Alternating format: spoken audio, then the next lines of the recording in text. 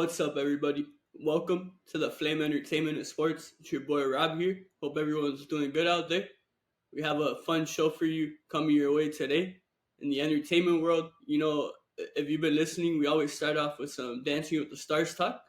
But of course, this week there was no new episode of Dancing with the Stars due to the vice presidential debate. Um, so, since there's no Dancing with the Stars, what we're going to have for you today in the entertainment world, we're going to start off with some Saturday Night Live talk as the 50th season of the show premiered this past Saturday. We had Gene Smart as the host and Jelly Roll as the musical guest. Then this coming Saturday, we have Nate Bargatze, the comedian, and the performances will be done by Coldplay. So I'm going to give my thoughts, on episode 1 of season 50 of SNL. We're going to talk a little bit, as always, about Diddy. And then, of course, last week, for those of you that don't know, Sabrina Carpenter started her tour, the Short and Sweet tour, named after her brand new album. And yeah, she's had a couple shows already. And I'm recording this on Wednesday, October 2nd. Tonight she'll be performing in Hartford, Connecticut. And we've been covering that concert tour on our Instagram page. But make sure to go check us out there at the flame_ES. And if you're on TikTok, we have that same handle on TikTok as well, the flame_ES. And then in the sports world, as always, I'm going to talk about my Miami Dolphins as we suffer a third straight loss. We moved to 1-3 on the year after a complete beatdown here at home on Monday Night Football against the Titans as Tennessee picks up their first win of the season. And this weekend, the Dolphins head to Foxborough to take on division rivals, the New England Patriots, and former quarterback Jacoby Brissett.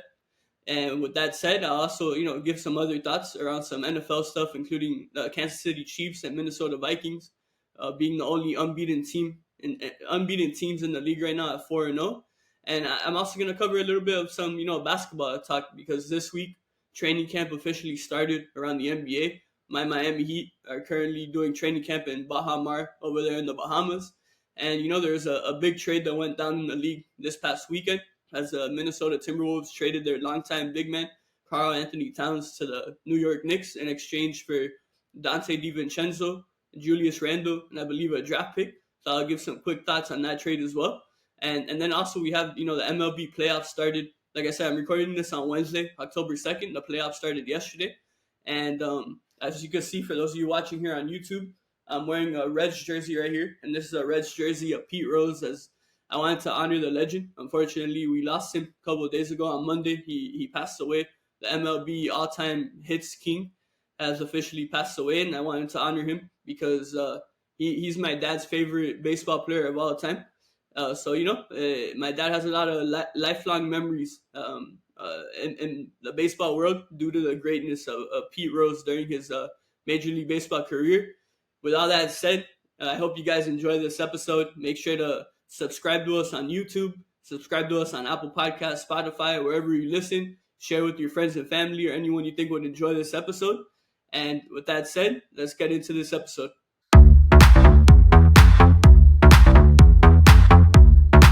All right, guys, so we're going to start off in the entertainment world. As I said, I wanted to start off giving some quick thoughts on the season premiere of Saturday Night Live. As I said in the intro, season 50 of SNL premiered this past Saturday. We had Gene Smart, the longtime actress, as the guest host.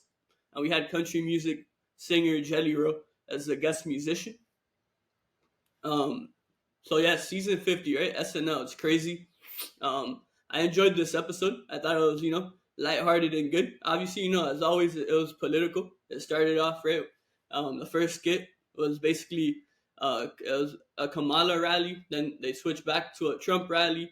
Then in the Kamala rally, Biden shows up. He starts sniffing, Kamala's hair, So it did start political. But I felt that they, throughout the whole episode, they took shots at both sides. But it wasn't necessarily like just directly at one side, if that makes sense, They made fun of both sides. And I feel if you're going to be political on SNL, that's how it should be. It should be fair at the end of the day. Because at the end of the day, too, in their viewership, right? Like, they're in the United States, And at the end of the day, their viewership is basically going to be half and half, right? Like, one half of the audience leaning to the right, one half of the audience leaning to the left. So I feel in the best, business interest, it's smarter for SNL to do what they did in this episode, which was, they did take a shot or two at each side.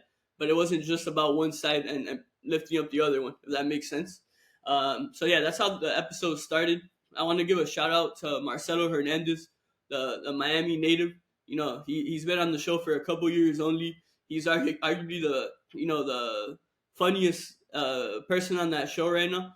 Whatever skit Marcelo's in, I always enjoy it. I just think he's so good at what he does on there. He's doing a hell of a job, and I think my favorite skit, there was a skit where he got to play Ricky Ricardo, which is a character from I Love Lucy, played by the actor Desi Arnaz, who is Cuban, and Marcelo is part Cuban. So I thought that was cool that he got to play Ricky Ricardo. And then Lucy was played by Gene Smart, the celebrity guest. And yeah, that skit was pretty funny. The I Love Lucy skit. There was a couple other skits that are pretty good. Chloe Feynman, she was really funny. There was a skit where it was like a housewife. I forgot what it was. Housewives of, I forgot what city they put, but basically it was like a group of housewives sitting like at a Mexican restaurant, and all of a sudden, they all start arguing, and the drama starts happening as we always see on these housewife shows, right? And then the waiter, played by Andrew Dismukes, he's there with the fajitas because the housewives ordered fajitas, and like they're completely ignoring him. And then he's just like, he has 2 trays full of fajitas, and like he's not able to put the food down on the table because the housewives are just arguing back and forth. And then one of the housewives gets pissed, and she asks him to pack up the fajitas to take it home to her husband, take it to go.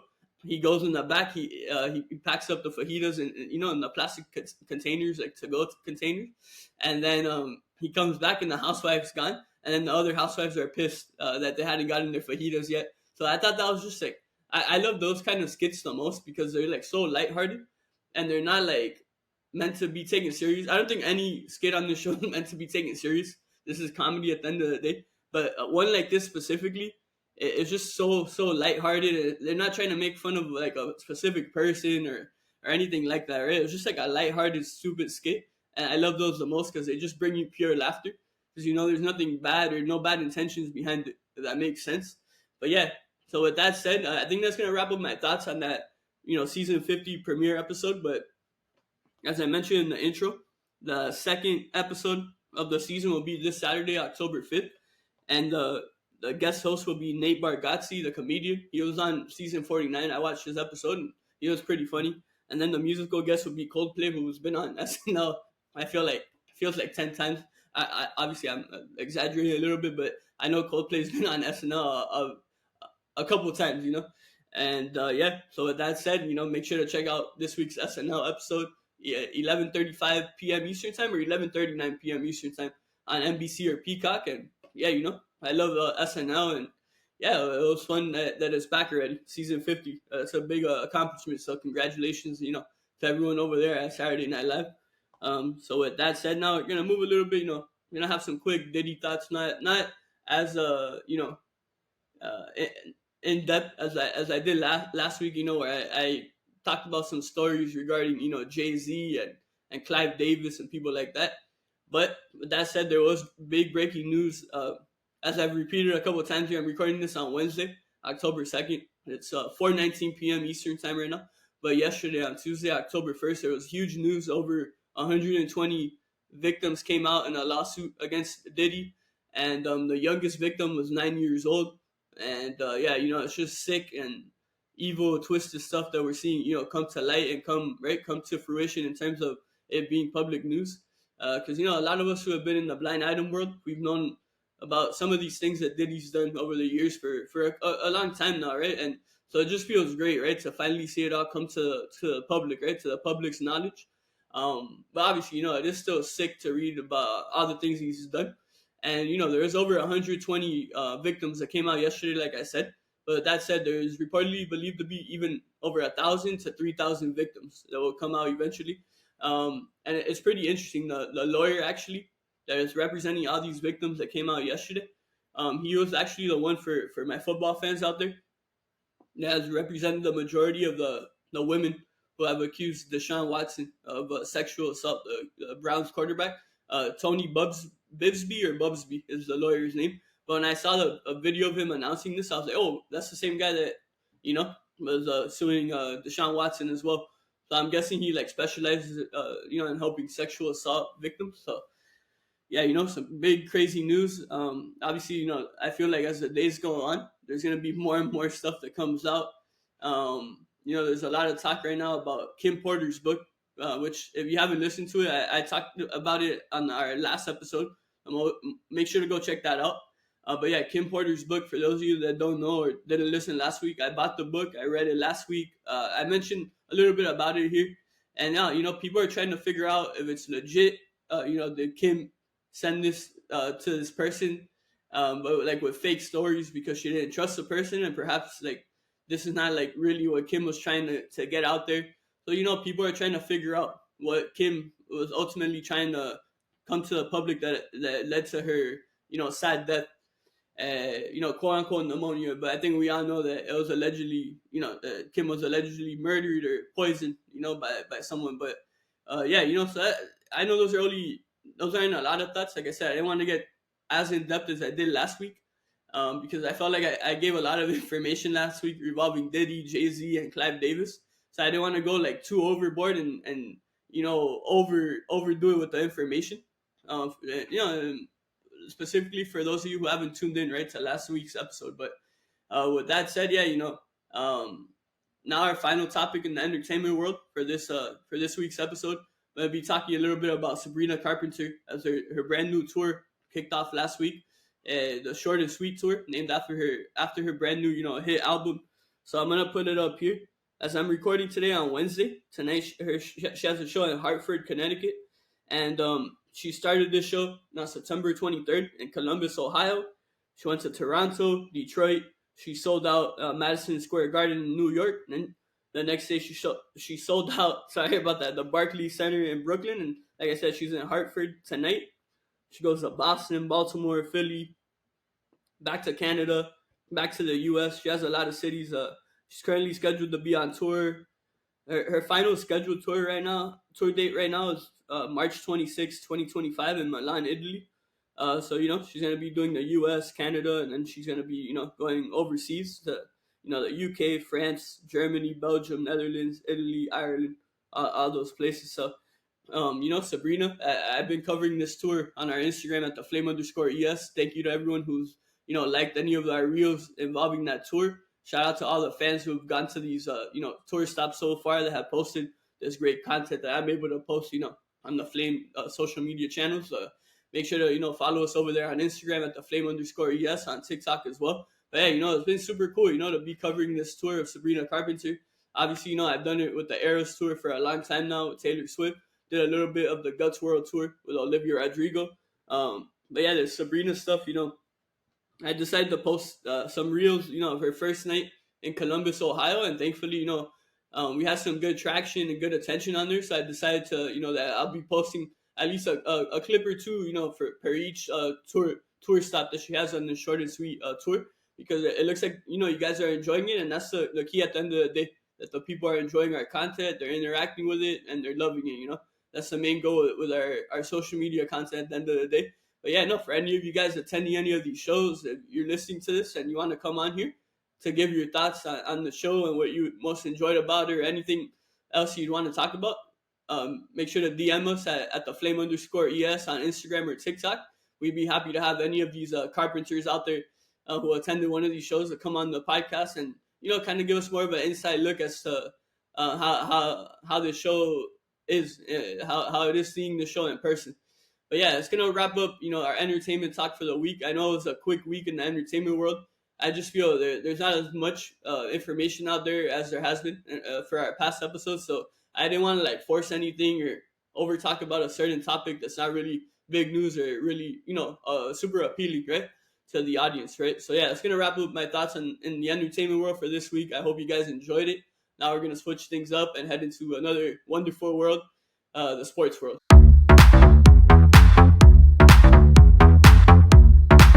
All right, guys. So now in the sports world, we're gonna start off with my Miami Dolphins. Fortunately, we suffered our third straight loss of the year as we fell to the Tennessee Titans at home on Monday Night Football. And yeah, we moved to 1-3 on the year. It was our fourth game of the season. And unfortunately, we took another loss. We lost this game to the Titans, 31-12. We had our fourth different quarterback play in our fourth game of the season. Obviously, week one we had Tua. Week two, Tua started, and he got that concussion. Skylar Thompson came in. Week three, Skylar Thompson starts. He gets hurt. Tim Boyle comes in. And then week four, Tyler Huntley gets to start. So the Dolphins have played four different quarterbacks in our first four games of the season. And unfortunately, I have some breaking news for you all. Right before I got on here to record, Jalen Phillips, our Pro Bowl outside linebacker slash pass rusher, announced on Instagram that he re-aggravated the knee he injured last season, and he will be out for the rest of the season. He suffered an injury now on Monday Night Football, in this past game against the Titans. He limped off the field, and it didn't look good. He looked to be in a lot of pain, and unfortunately, after working so hard to come back from that torn ACL that he suffered last year on that Black Friday game against the Jets, for him to be back for week one was absolutely insane. And then now, in a short amount of time, he's out again. And it just sucks because even you go back to his time in college. For those of you that don't know, Jalen Phillips almost retired from football while he was in college. He was a great high school football player in California. I think might have been the top ranked prospect in his class in high school. He goes to UCLA. Then he suffers a bad injury. He starts getting into music, and he seriously considered retiring from football. And then former University of Miami head coach Manny Diaz um, got him to come back to football. He transfers to Miami, sits out 1 year due to the rules at the time. Then for his lone season playing here in he was an absolute stud. Obviously, he ends up being a first-round pick. He's made a tremendous impact for the Dolphins. He was able to stay healthy early on. Unfortunately, he tore his ACL last year, like I said, and now he hurt that same knee again, and he's going to have surgery once again on that knee. And it's just an unfortunate situation all around. Not only is he a great player, and not only has he made such a great impact on the field, but he's also made a great impact in the community here. He does a lot of foundational stuff with the Dolphins. He's super interactive and open with the Dolphins fans. So it's unfortunate to see any player go down like this, but especially a person, right, the caliber that Jalen Phillips is, it hurts even more. Just like I talked about a couple of weeks ago with Tua's concussion. When you have those extra good people go down, it stings even more. You know what I mean? So it's just a sad, situation all around. And, I'm sending all my best and all the prayers in the world to Jalen Phillips at this difficult time for him. But I know he's going to recover and come back stronger than ever before. But yeah, shout out to Jalen Phillips, another unfortunate bad moment in what's been a nightmare season so far for the Dolphins. Like I said, we lost 31-12 against Tennessee. Tennessee picks up their first win of the year after being 0-3. Their starting quarterback, Will Levis, he went down early in the contest. Mason Rudolph played for the majority of the contest. He got the job done. But the main thing on the Tennessee offense, I would say, was their running game, led by former Cowboys star running back Tony Pollard, and led by second-year pro out of LSU, Tajay Spears. Pollard finished the game with 88 yards on 22 carries and a touchdown. Spears added a touchdown of his own as well, finishing with 39 yards on the ground and 15 carries. Because really, you look at the pass game, Levis, he played like a series or two. He went 3 for 4 for 25 yards, and Rudolph played the rest of the game, but he hardly even passed. He went 9 for 17 with 85 yards. And then you even look at the receiving game, like DeAndre Hopkins, Tyler Boyd, and Tony Pollard were the leading receivers, and they each had 2 catches on the game. So it was really a masterpiece in terms of the run game and the offensive line, of course, led by one of the all-time great offensive line coaches in NFL history, Bill Callahan, who is the father of, rookie head coach of the Titans, Brian Callahan. You could tell that the impact Bill's making is huge, and it's happening quickly, right? 4 games in, and you look at their offensive line, and it looks really good in Tennessee. Unfortunately, though, another unacceptable, game, another unacceptable performance by the Dolphins coaching staff and the Dolphins players as a unit. Offensively, like I said, Tyler Huntley got the start, fourth quarterback to play this year for the Dolphins. In my opinion, he did a good enough job to win the game. I'm not saying he did great, but he didn't do bad, though. I think he did like average, right? And a big thing for me in this game, I felt the play calling of Mike McDaniel held back Tyler Huntley because the majority of the majority of the pass plays that he called, were screen passes, right? So you weren't really letting Tyler Huntley be a quarterback. And then there's 3 occasions where we finally let Tyler be a quarterback and throw the ball downfield. Fortunately, the first two passes were to Tyreek Hill, and they're a little short. And then the third pass came in the second half where Huntley threw a bomb to a wide open Hill, but he overthrew him by just like a couple steps. So I would love to see in this Sunday's game in New England, I would love to see McDaniel let Huntley be a quarterback, right? Let him throw downfield. Just let him be a quarterback. I think plain and simple, even let's say, he throws a pick or two, that's how he's gonna learn and get better. He's not gonna get better as a quarterback if you keep him in a bubble and limit him, and don't let him, be a actual quarterback. So yeah, I think McDaniel has to change his ways with that. I think for those of you who have listened to me on here the last couple of weeks, you kind of have heard my frustrations with McDaniel making the same mistakes year in and year out. And it's sad, because he does have some good qualities in terms of, getting along with players and pumping them up and stuff like that. But it's just he makes the same coaching mistakes over and over again. And, I could go on and, lash out. But at the same time, with all that said, I'm not surprised, because we're 3 years in. So, I mean, until McDaniel actually proves that he's going to change his ways, I mean, this is kind of what I expect at this point. But obviously, he's still our coach at the end of the day. So all we could do as fans is hope for the best and hope that he finally changes his ways and learns from his mistakes. And, and I hope he realizes too that we all want him to succeed. Like people were booing at the stadium Monday and people have been criticizing him. It's not because like, we want him gone. We don't like him. Like everyone loves Mike McDaniel, the person, the personality, what he's done to uplift Tua in his career, bring such joy and positivity to an organization that's been full of a bunch of clowns for my whole lifetime. He's been a great spark, right? That came out of nowhere. But at the end of the day, we believe so much in him that we expect a lot from him, and we know the talent he has on this roster. I understand his quarterback's out, right? Tua. But at the end of the day, you got to give these other guys a chance. And at the end of the day, you have two of the top 5 highest paid wideouts in the league, and Tyreek Hill and Jalen Waddle. And there was an occurrence in the fourth quarter, our only touchdown drive of the game, which ended in a Huntley run. For those 4 plays in the red zone, we had Jalen Waddle and Tyreek Hill on the sideline. That's completely unacceptable. I don't care who you are or what coach you are. How do you have your top 2 playmakers while you're in the red zone on the sideline? You don't even put them in the game. What's that do? What does that do? It's just another example of questionable decision making by Mike McDaniel.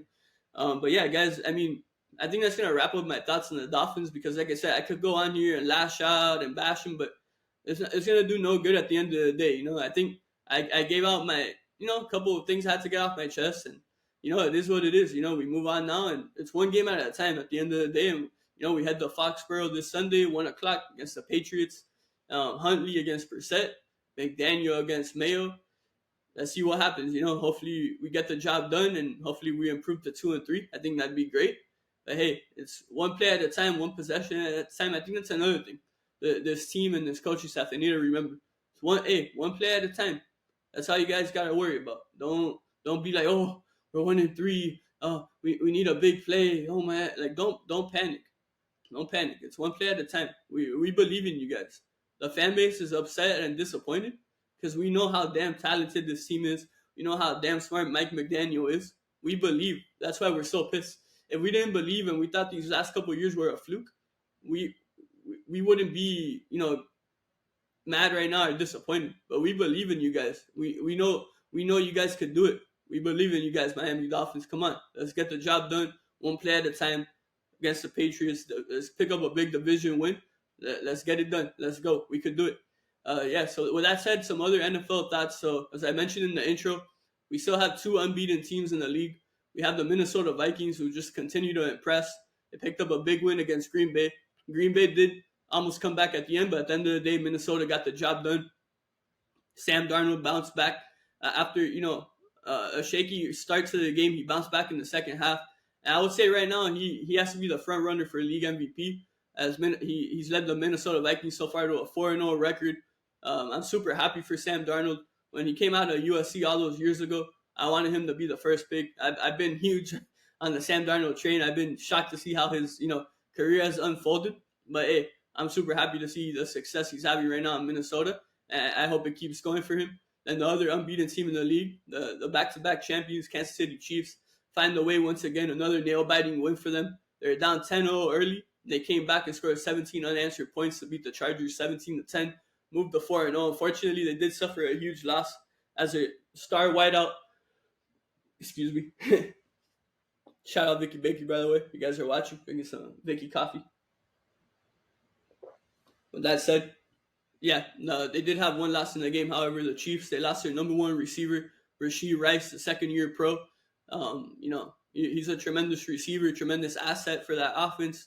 It's unfortunate. A couple weeks ago, they lose their star running back, Isaiah Pacheco. Now they lose their star wideout, Rashee Rice. Some good news. Obviously, they won the game, and also it was Travis Kelce's best game of the season so far. I just think he's going to keep getting better and better. In terms of the running back room over there, Carson Steele got the start once again, the undrafted rookie. Unfortunately, he had a fumble early in the game, and after that, he didn't receive another carry in the game. Kareem Hunt ended up getting, a couple carries, and another veteran in Samaje Perine also got a couple carries in the game, so that's going to be an interesting situation to monitor. Oh, something I forgot to mention in the intro, but now that I'm talking about the Chiefs, I remembered. So some big news that came out yesterday on Tuesday. Davante Adams, superstar wideout of the Raiders, future Hall of Famer. He's requested a trade from the Raiders. It looks like there's some turmoil going on in that locker room as head coach Antonio Pierce liked the Instagram post about Davante Adams being traded. And, it's being reported that amongst a couple of teams that are favorites, right, to land Adams, or teams that he would prefer to be in. Two of them include the Saints and the Jets. I don't think that should shock anyone because, obviously Adams spent the majority of his career playing in Green Bay with Aaron Rodgers. Then he spent last year playing in Vegas with Derek Carr. And in college, too, he played with Derek Carr. So it seems as if he'd love to go back to one of his old quarterbacks, Rodgers or Carr. Then some other teams people are talking about, perhaps the Chiefs, perhaps the Cowboys, perhaps the Commanders. I have a feeling, too, another team that's out there is the Steelers, and my gut is telling me that he'll end up in the Steelers, and I think that'll be an absolute steal if they're able to get Davante Adams in that black and yellow, right? Imagine him coached by Mike Tomlin, paired alongside George Pickens, help another weapon to help out Justin Fields. The Steelers are 3-1. They're exceeding expectations already to begin the year. That's my gut feeling. I think Davante Adams lands in the Steel City. And with that said, let's see some other thoughts. So yeah, now gonna give some quick, NBA thoughts. As I said, training camp began this week in the NBA. My Miami Heat currently doing training camp over there in the Bahamas and Baha Mar. They had media day here in Miami on Monday. And, everything seems good. Not much to talk about. I mean, media day is just, seeing the players being interviewed and taking pictures. But one thing I did want to talk about is Eric Spoelstra, the GOAT, the greatest coach in NBA history. He got asked by Ira Winderman, a longtime Heat reporter here for the Sun Sentinel. Ira brought up to him, other teams around the East have improved, like the Knicks, the Celtics, the Sixers, whatever. And then Spo, his first response was, "You sound scared." And why I bring that up is because you guys got to go watch that clip of Spo. And he's so serious. And he always believes. And he's always going to get the most out of his players, out of any other coach in the league. And I just love seeing that clip of Spo. And as I always say, thank God for the Heat. Because if it weren't for the Heat, just imagine, what would Miami fans be able to do? So yeah, those are just some quick thoughts there in the Heat. There was a big trade, as I mentioned in the intro. The Minnesota Timberwolves traded Karl Anthony Towns to the New York Knicks for Dante DiVincenzo and Julius Randle. Of course, Towns, a longtime big man of Minnesota. Minnesota within the last couple of years has gotten much better. But obviously Towns was there for years, but really the catalyst of this turnaround for that franchise has been, their vice president of basketball operations. I believe his name is Tim Connolly, who they got from Denver Nuggets years ago. And then, of course, Anthony Edwards, the superstar they drafted a couple years ago, first overall out of the University of Georgia. Now by trading Towns, it gives more of a bigger role for Naz Reid, the reigning sixth man of the year. And then, for the Knicks, right? They've had a headline-filled off-season as they grabbed Mikal Bridges in a trade from Brooklyn and now Towns in a trade from Minnesota. So the Knicks now, after they've had a good past couple of years led by their head coach, Tom Thibodeau. Of course, the rise of Jalen Brunson. And yeah, now they add talents for that team alongside Mikal Bridges, Jalen Brunson, Josh Hart, just to name a few. And then you look at Minnesota, they add in Julius Randle, coming off of a big injury. I think Randle's one of the most underrated guys in the league. I'm super excited to see his pick and roll game with Anthony Edwards. What I am trying to figure out, though, is the fit in Minnesota. Because as I said, Naz Reid is there, right? The reigning six man. Rudy Gobert is still there. And then Randle's there now. So it's going to be interesting to see if they still keep Naz Reid off the bench and they insert Randle into where Towns was. And then he's playing alongside Rudy Gobert. And then they add in Dante DiVincenzo as well, who I think was arguably the X factor in terms of role players last year for the Knicks. He's a tremendous three-point shooter, a high IQ player, and he's just a big-time competitor. I think he's going to fit into Minnesota greatly. So yeah, those are just some quick thoughts on this trade. Then, of course, as I mentioned in the intro, the MLB Playoffs started yesterday. As we're recording right now, I'm watching Game 2 of the Royals and Orioles Wild Card Series. Top of the first right now. There's one out and a man on third for Kansas City. Kansas City won Game 1 1-0. So the Orioles are fighting for their life right now as I record. I hope as this episode is posted tomorrow morning that the Orioles are heading into tomorrow's game tied 1-1 and looking to advance to the next round past the wild card. The Mets snuck into the playoffs on Monday, and they picked up a huge win in their first game of their wild card series yesterday, 8-4 against the Milwaukee Brewers. The Detroit Tigers, another wild card team that snuck in, they won their game 1 against the Houston Astros in Houston yesterday as well. So it's going to be interesting, to follow this playoff race. And now that the playoffs are here, you're gonna start hearing some baseball talk on the podcast now.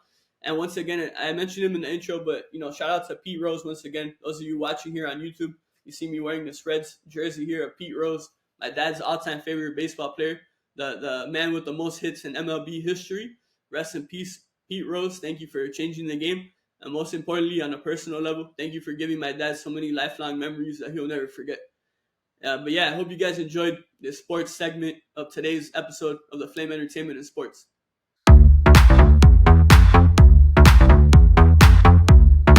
All right, guys, thank you so much for tuning in to today's episode of the Flame Entertainment and Sports.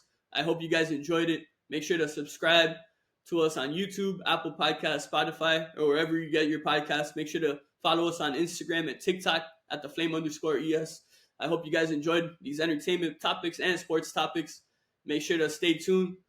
Any of you Carpenters, you Sabrina Carpenter fans out there, make sure to check out our Instagram as we've been covering, as I mentioned here, short and sweet tour on our Instagram page at the Flame_ES. Hope everyone's doing good out there. Stay safe, have fun. Until next time, everybody, take care.